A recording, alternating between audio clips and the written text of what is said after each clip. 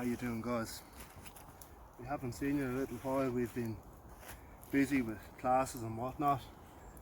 Incidentally, when you're doing bow drill, you may have noticed I stuck my spindle upside down into the ground. We never want to throw that onto the ground where it could become wet. I just gathered my stuff together here now and start talking to you about what we're doing today. So I hope you guys are all well. We've got a special knife here today. A very, very special knife that we're having a look at. This old bit of buckskin. 36 years ago I gained my first ember underneath this bit of buckskin, so I have it with me to this day. And Gary, my brother, my best friend, Gary maintains I should get that framed. Anyhow, on to what we're talking about to you today. Look at this knife, guys. You may have seen me using it as a welcome mat for that ember. This is made by a friend of mine. First off, I love this knife and it was gifted to me, but that has no influence on my opinion of the knife. The knife is absolutely fantastic. Hobo Forge is the company, and it was gifted to me by Jason Smith, the owner of Hobo Forge. Now Jason is a big deal. He's a United States Army SERE instructor, and SERE is anyone that's into survival, it's a big deal. SERE is the real deal. I love this knife, and there's lots of really good knife makers out there, but when a knife maker is a survival instructor, and the knife becomes especially potent in what we need to survive. And I would consider this a survival knife. Yes, it's a full tang Puukko, it's not very big, but I'm a big believer in, and I do love big knives as well, okay, but I'm also a big believer in survival happens when you're not anticipating survival. And the propensity of carry is very, very, very important. I can't overstress that. You need to have it on you. So wrist thick material is about as thick as we would go with this, and we're just going to batten down through this. And in terms of survival, now this is seasoned timber. In terms of survival, wrist thick is really about as thick as you're going to go. It's going through that no problem at all, as you can see. So the concept of battening, lots of people got a bit of knots here and stuff like that. Lots of people say there's no purpose for it at all. Maybe there's no purpose for it if you're living in an arid area, but in Ireland there's every purpose for it, because we constantly need to try and get to some sort of dry material to start fire. Fire is everything, as you know, within survival. It is a great equalizer in survival, and it will balance out all your shortfalls within survival. I carry this as a neck sheath, as a neck knife carry, because that's what I like to do. I like neck knives for a couple of reasons. One, it shows that I have a connection with Morris Kahansky himself, because this is how he would have carried a knife, and this knife would have definitely gotten the thumbs up and the nod of approval from Morris Kahansky. Continuous cut and curve, palm width blade, full tang, and the full tang, we're going to go into that in a minute. That's really, really important. But we're going to show you now a few things that we need our knife to be able to do, and feathers are a huge part of a survival knife, believe it or not, especially yet again in this type of land in Ireland. We're very, very wet nearly all the time, and we need to be able to make fire readily. So what we have here, and this is, I'm just going to tell you a little story about feathers. If your feathers resemble the Christmas tree that has shed on the 5th of January in your sitting room, they're not feathers, they are pairings, and they're perfectly suitable as a secondary type of ignition after you've gained the initial tinder or flash tinder, but they will not readily accept the strike from a ferrocerium rod. Now, these will probably accept, it can be difficult enough at the best of times for feather sticks to accept a strike from a ferrocerium rod on the first strike. And I always advocate carrying a little bit of jute twine on you. Now, what we have here, you can see it on my wrist. I go nowhere without a little bit of jute twine. I have more in my pocket.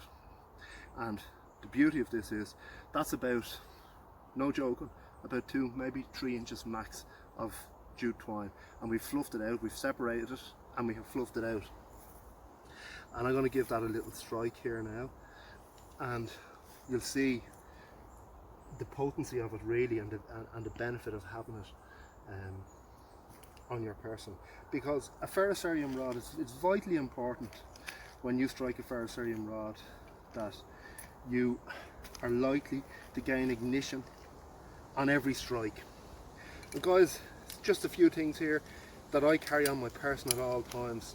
You know, the finger drill, okay, I have a lighter here and I have it cable tied, so I can't extinguish any of the gas out of that. Light my ferro rod, which I found to be the best ferro rod going. I have a peelless whistle, okay, and I have a little photon LED light, and that gets me through, you know. That's pretty good stuff to have. Now, I'm just going to show you my method. I'm not saying it is the best method, but in my thinking it is. When striking a ferro rod, people, and this is something I come across every time I teach a survival class, they're drawing their hand into their tinder and they're pushing their tinder across the floor.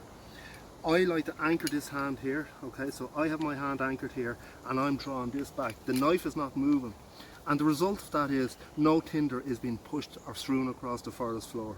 So we'll give it a shot now, and hopefully we'll get one strike ignition, which we did, okay, and that will then take your feathers, and then you move up to your pairings. So remember, we want pencil lead thick type material, then we want pencil thick type material, and then we move on to thumb thick type material.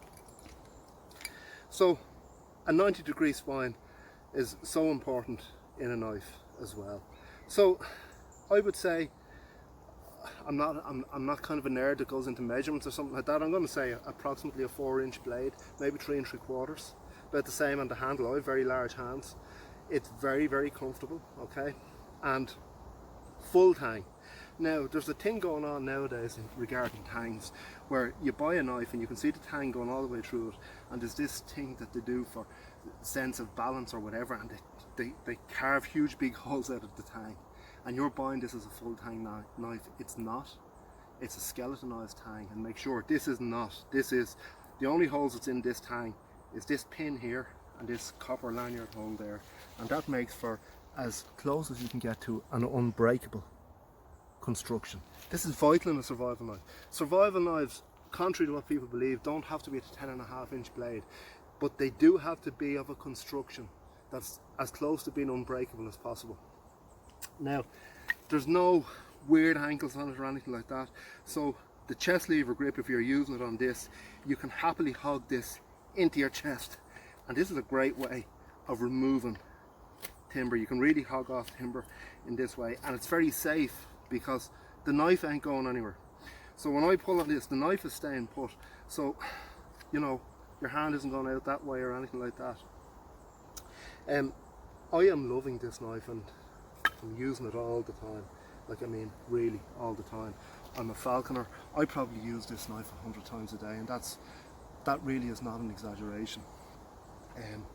And another reason why I like the neck carry, because the amount of time that I save and having to go looking for it, I could be doing something with a bird of prey. I could have a bird of prey tied up or something like that. Straight away I have it, and she's untied or whatever. You always find yourself when you're working with birds of prey that you've only one hand available, so you need to be able to get to your knife, and it's just brilliant. Once you get used to it, it's just such a fantastic way of carrying a knife, and especially obviously for a small knife.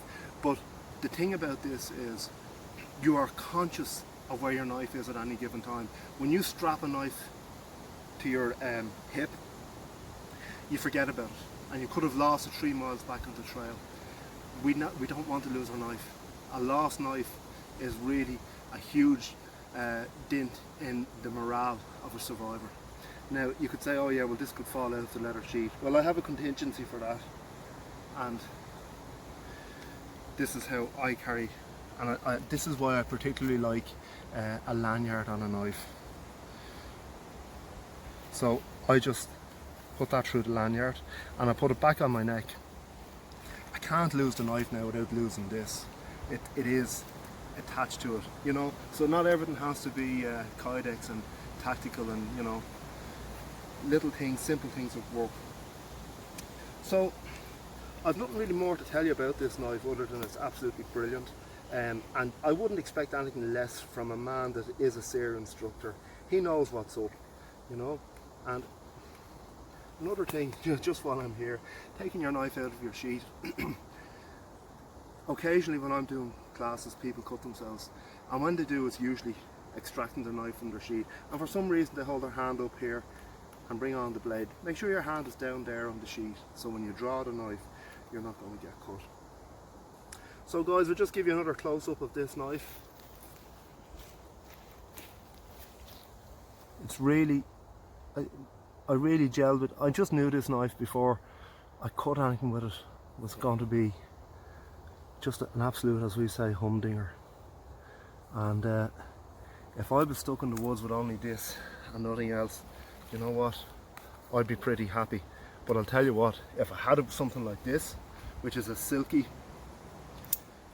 this is a new saw that I got. I wanted a small saw, but this is a great pairing with this knife, because this is going to cut timber that is wrist thick, and that's all we really want in a survival scenario. We're not going after trees, we're not felling trees, and it's just a brilliant combination, and you'd hardly notice that you're carrying that in your pocket. You know, it's like, I mean, probably not even as heavy as a Leatherman tool, but together with the two of those, you're not surviving, you're surviving.